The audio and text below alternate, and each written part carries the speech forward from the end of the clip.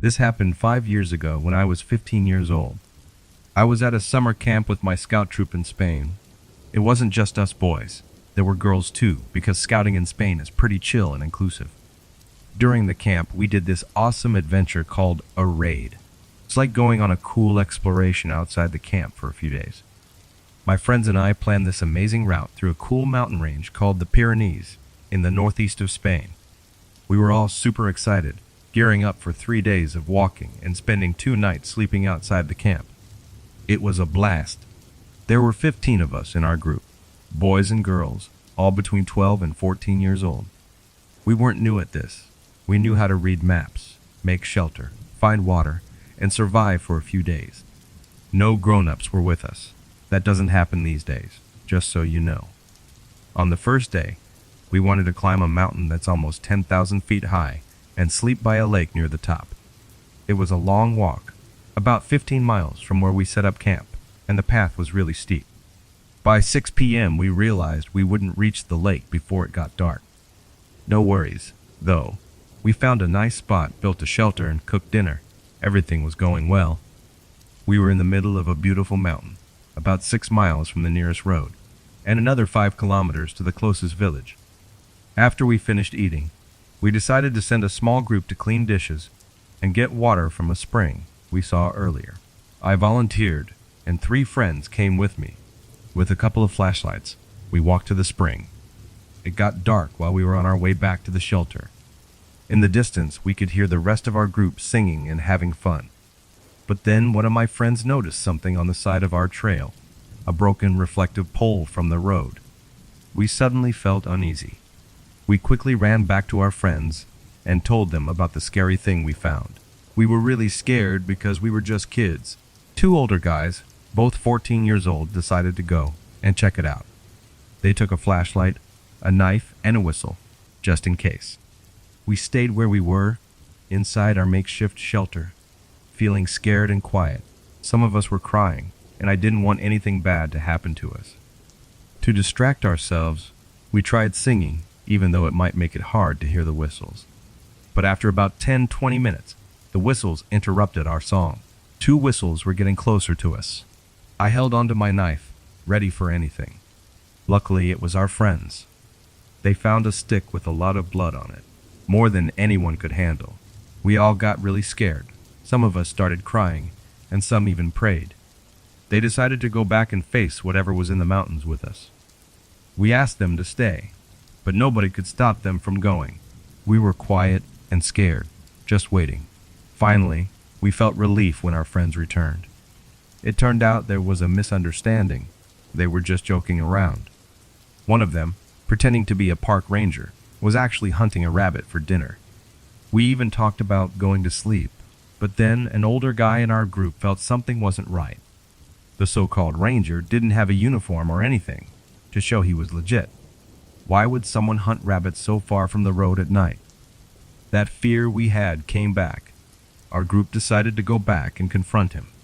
We were left behind, frozen with fear, worried he might follow them. We waited, ready to defend ourselves. After a while, we heard people running towards us, screaming in terror. It was 2 of our friends being chased by 2 other guys, our camp leaders. They all started laughing, revealing it was just a prank. We were really mad. Our leaders played a prank that made us really upset.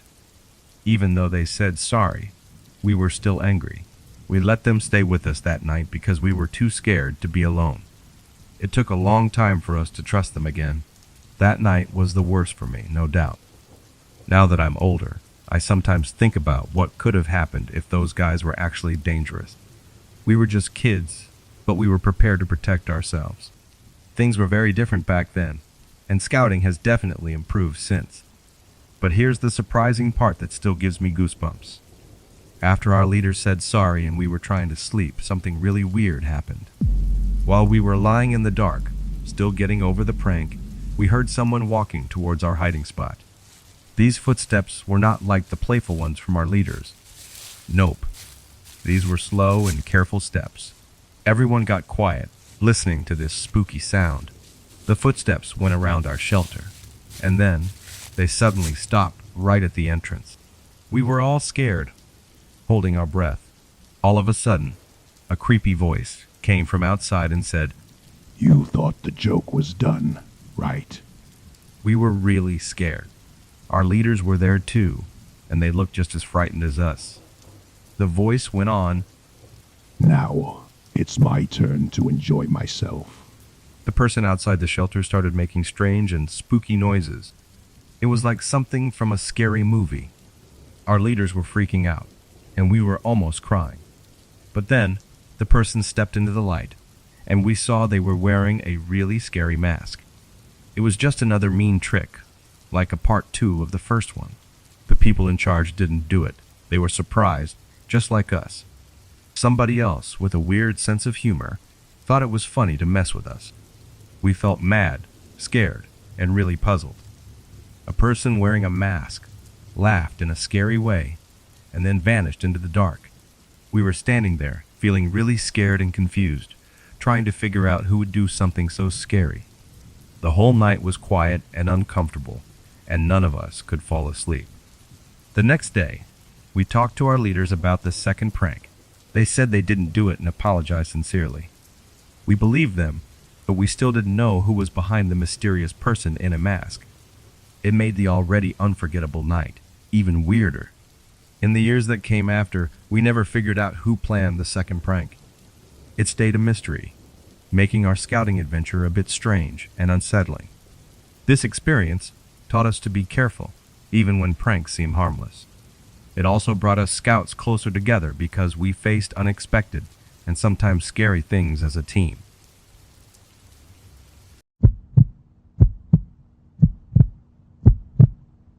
When I was a child, my parents separated even before I was born. So, every summer, I had a routine of going back and forth between my mom's and dad's houses. It was a bit strange, but I got used to it. When I turned 19, I started spending my summers with my dad in rural Missouri. That's where he grew up, and many of our family members still live there. In this small town, there wasn't much to do because there were no fancy movie theaters or cool things like that. I usually spent my days with my older cousin. We liked to goof around and explore the nearby woods. One day, we found a huge lake in the middle of nowhere. The water was really clear, and there were big fish swimming around. We wondered if anyone else knew about this hidden gem. It turned out that none of the grown-ups knew about it. That's probably why the lake was a secret fish paradise. No one in the area fished there, and even those who did a long time ago forgot where it was. So we decided to start fishing there and caught big fish every time. Our plan was to catch enough for a big family fish fry before the summer ended. As the summer days went by, we decided to have one final fishing trip. It was a warm Saturday morning, and we left before the sun came up. The lake was quite a distance, about an hour away. Our plan was to avoid the hot weather and be back home early in the afternoon. When we got to the lake at dawn, it looked stunning. We started fishing, and the fish were biting almost as soon as we threw our lines in. It went on like that for 3 hours, one fish after another. By 10 p.m., we caught as many fish as we were allowed, and I was ready to go home. We had 2 buckets full of fish, and I thought we could catch about 30 more. But my cousin had different ideas. He thought it would be fun to go into the lake. I didn't know how to swim back then, and I just wanted to go home. But since he was older, he was in charge. He took off his clothes and I sat on a rock, waiting for him. There was an old rope tied to a tree, probably there for a really long time. He wanted to swing from it, but it seemed unsafe to me. I warned him, but he just laughed it off. He climbed the tree, grabbed the rope, swung out, and then crack, the rope broke just above him. He hit the water with a thud that sounded really bad.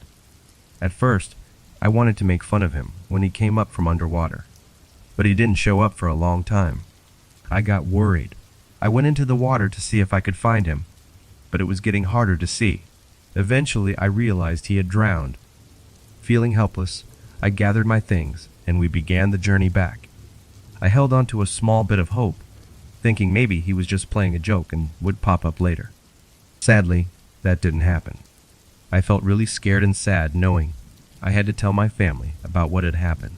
I told them many times, crying each time. Finally, All I could say was, Mark drowned. They understood. I took my dad and uncle to the pond, but we couldn't find Mark's body. We had to go to the sheriff's office to tell them about the drowning. I was scared I would get in trouble, but they reassured me it wasn't my fault. I still felt guilty, especially when I looked at my uncle. The search for Mark started the next morning. It happened on the day I was going back to my mom's place. On Monday night, my mom told me that divers had found Mark's body. His foot got stuck on a sunken log, and that's why he couldn't come up. I wish I could say hearing this made me feel better, but it didn't. However, it motivated me to learn how to swim. The guilt stayed with me, and I never wanted to feel so helpless again. In a strange way, Mark's death had a positive impact on my life. Still, if I had a choice, I would rather he be with us.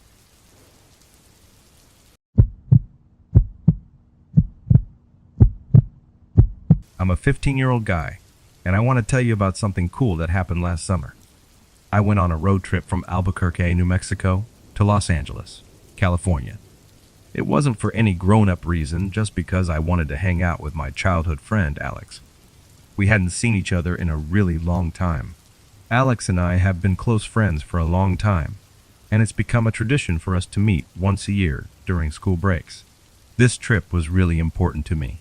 So, here I am, driving through Arizona in the middle of nowhere, and suddenly my car decides to stop working. Out of nowhere, really frustrating. I'm hitting my dashboard, hoping it'll magically fix the car, but no luck. I open the hood, and there it is. My car's battery is covered in acid, causing all sorts of problems. I'm stuck on this empty road surrounded by desert and cliffs, and it feels like I'm in some kind of movie. I tried calling Alex using our old teenage phrase. Alex, do you copy? I'm in trouble here. But there was no signal because I was in the middle of nowhere. Since I had no other choice, I started walking towards the nearest town, still trying to reach Alex but failing. After about 15 minutes of walking, I saw car headlights in the distance. It was a car. I waved my arms like crazy, practically asking for help. The car slowed down and pulled up next to me.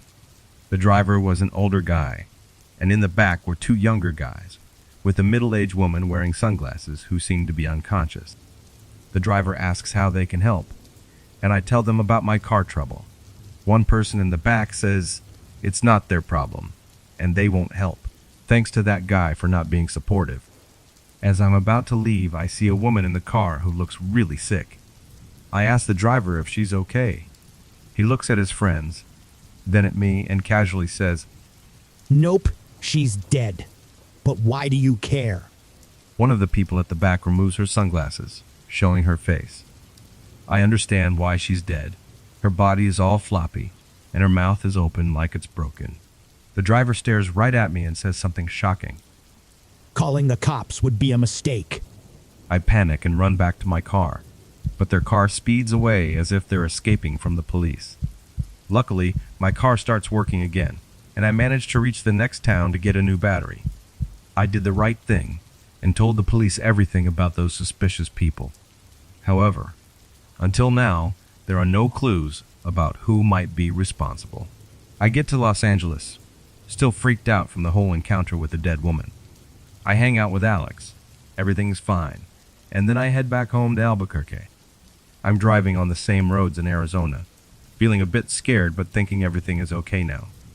But guess what happens? My car breaks down again, right at the same spot. I'm just sitting there, not even hitting the dashboard this time. I'm just looking at the hood like it betrayed me twice. Can you believe it? Suddenly, the car with the older driver, two younger guys, and the middle-aged woman in sunglasses shows up again, seemingly out of nowhere. I start getting worried. The driver asks if I need help once more. I'm unsure, but say yes because, really, what other option do I have? They assist me in starting my car, and the driver mentions, You're fortunate we came across you again. Consider it your second chance. I stand there surprised and confused as they drive away quickly into the night. After that weird encounter, my car has been working perfectly fine. No problems at all. It's like those mysterious guys fixed something I couldn't see. I can't explain it, but it feels like I got a second chance with my car. I told the police everything, but it's like those guys disappeared. No clues, nothing. Just a strange experience on a quiet road. I still don't understand it all. All I know is some really weird stuff happens, and sometimes life surprises you with a second chance. Life is pretty crazy, right?